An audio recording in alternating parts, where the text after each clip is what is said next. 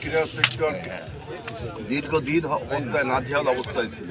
মানুষ মাঠ থেকে মন ফিরিয়ে নিয়েছিল, যেহেতু আমাদের ক্রীড়া সংগঠনগুলো, আমাদের ক্রীড়া প্রতিষ্ঠানগুলো আপনার মাদকের আড্ডায় পরিণত হয়েছে এবং ফ্যাসিবাদের দালালরা বিভিন্নভাবে এখানে নির্যাতন, অত্যাচার, অবিচার সারা বাংলাদেশের আপনার ক্রীড়া প্রতিষ্ঠানগুলোতে, ক্রীড়াঙ্গনগুলোতে করত। আমরা বাংলাদেশ জাতীয়তাবাদী দল তারেক রহমানের নির্দেশনায় আমাদের যুবক ভাইদেরকে মাঠে ফেরানোর জন্য এবং মাদকমুক্ত একটি সমাজ করবার জন্য আমরা আমাদের রাষ্ট্রপতি, সাবেক রাষ্ট্রপতি, স্বাধীনতার ঘোষক শহীদ জিয়াউর রহমানের স্মৃতির উদ্দেশ্যে আমরা জিয়া ক্রিকেট টুর্নামেন্ট 2024 আয়োজন করেছি। এই ক্রিকেটের সারা বাংলাদেশের 10টি জেলায়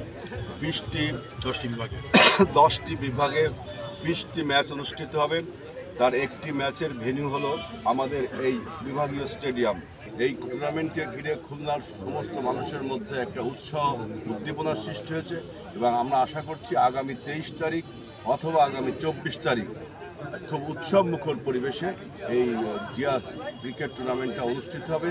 আমাদের বিএনপি খুলনা জেলা এবং মহানগরী এই ক্রিকেটের আয়োজক সংস্থা, আমরা হোস্ট ইউনিট। তো এই ক্রিকেট স্টেডিয়ামটি রক্ষণাবেক্ষণের অভাবে আন্তর্জাতিক ক্রিকেট স্টেডিয়াম, আন্তর্জাতিক ক্রিকেট ভেন্যু, এখানে সরকারি অনেক টাকা ব্যয় হয়েছে, অথচ এটা রক্ষণাবেক্ষণের অভাবে আজকে ধ্বংসের মুখে পতিত হয়েছে।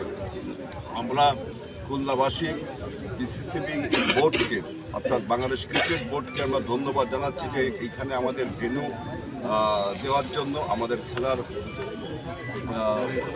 অনুষ্ঠিত হওয়ার জন্য যে তারা এখানে অনুমোদন দিয়েছে।